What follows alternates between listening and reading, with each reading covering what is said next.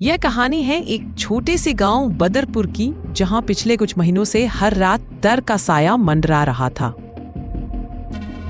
गांव के लोग कहते हैं कि रात होते ही गांव के पुराने पीपल के पेड़ के पास एक पागल चुड़ैल घूमती है, जो किसी की भी आवाज सुनते ही डरावनी हंसी हंसती थी। यार सुरेंद्र, तुमने सुना है कि कल रात रामू की बकरी अचानक गायब हो गई? उसकी भी आवाज किसी ने उसी पेड़ के पास सुनी थी। दीपक, मुझे तो यकीन नहीं हो रहा कि ये सच है या अफवाह, लेकिन गांव के बच्चों को सख्त मना कर दिया है रात को बाहर जाने से। वही रात थी जब अचानक सन्नाटे में एक डरावनी कर्कश हंसी गूंज उठी। सब घरों के दरवाजे बंद हो गए। माँ, वो आवाज फिर आ रही है। मुझे बहुत डर लग रहा है। पापा कब आएंगे? डर मत बेटी, तेरे पापा अभी लौट आएंगे। किसी को कुछ नहीं होगा, भगवान हमारे साथ है। दीपक और सुरेंद्र ने तय किया कि आज वे उस रहस्य का पता लगाकर रहेंगे। दोनों टॉर्च लेकर पीपल के पेड़ की ओर चल पड़े। दीपक, आवाज तो पास आती लग रही है। क्या तुमने पेड़ के पीछे कोई परछाई देखी?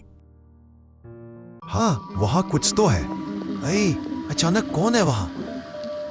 पेड़ के पीछे से एक पुरानी सफेद साड़ी में लिपटी उलझे बालों वाली चुड़ैल निकली, जिसने काले नाखून और लाल आंखें थीं।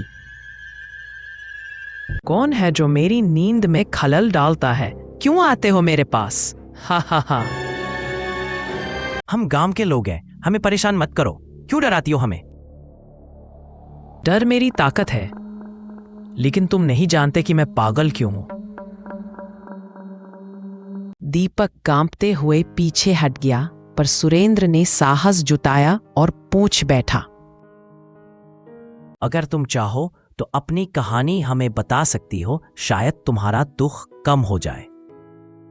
मेरी कहानी सुनोगे? सुनो, मुझे मेरे ही परिवार ने इस पेड़ से बांध दिया था जब मैं अपने बच्चे को खो बैठी थी। तब से हर रात मैं अपने बच्चे को खोजती हूं। यह सुनकर दोनों चौंक गए। गांव में किसी ने यह कहानी कभी नहीं सुनी थी। तो तुम किसी को नुकसान नहीं पहुंचाना चाहती, सिर्फ अपने बच्चे को ढूंढ रही हो? हाँ, मैं बस अपने बच्चे की तलाश में इधर उधर भटकती रहती हूँ। इसी बीच एक तेज हवा चली और अचानक झाड़ियों से किसी छोटे बच्चे की रोने की आवाज आई। दीपक, सुनो, लगता है कोई बच्चा सचमुच वहां है। दोनों भागे और देखा, एक नन्हा बच्चा जमीन पर गिरा हुआ था, जिसे गांव के एक लालची तांत्रिक ने यहां छुपा रखा था। तांत्रिक, तू यहां क्या कर रहा है? ये बच्चा किसका है? चुप रहो, ये मेरे काम के लिए जरूरी था। चुड़ैल की आत्मा को पकड़ना चाहता था मैं। दीपक और सुरेंद्र ने तुरंत तांत्रिक को पकड़ लिया और बच्चे को संभाल लिया। तभी चुड़ैल की आत्मा उनके पास आई। ये मेरा ही बच्चा है, सालों बाद मुझे मिल गया। तुम दोनों ने मेरा बड़ा उपकार किया है। माँ देखो, चुड़ैल अब रो नहीं रही, उसकी आंखों में तो खुशी है। अब मैं अपने बच्चे के साथ जा रही हूँ। मेरे दुख का अंत हो गया। अब गांव में कभी डर की जरूरत नहीं होगी। चुड़ैल का शरीर चमकने लगा और वह अपने बच्चे के साथ गायब हो गई। गांव में अजीब सी शांति फैल गई। दीपक, हमने गांव को हमेशा के लिए एक बड़ी मुसीबत से बचा लिया। हाँ, और हमें पता चला कि हर डर के पीछे कोई ना कोई कहानी जरूर छिपी होती है। तांत्रिक को सजा मिली और गांव के लोग फिर से पहले जैसे हंसी खुशी रहने लगे। हमारे बच्चे अब बिना डर के खेल सकते हैं।